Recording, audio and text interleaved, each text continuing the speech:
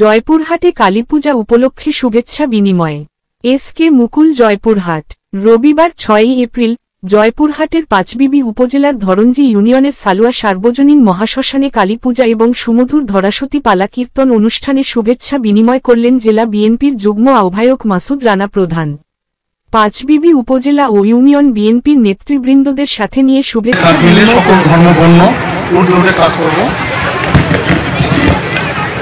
শ্রী শ্রী রাধা গোবিন্দ জয়ন্ত সালুয়া সর্বজনীন মহাশ্মশান ধরঞ্জি পাঁচবিবি উপজেলা জয়পুরহাটের আজকের এই আপনাদের অনুষ্ঠান সভাপতি, মন্দির কমিটির সভাপতি, উপস্থিত সম্মানিত ভক্তবৃন্দ, আমি আপনাদের ধৈর্যচ্যুত করবো না। আপনাদের ধর্মীয় কৃষ্টি কালচারগুলো সুন্দরভাবে পালন করবেন।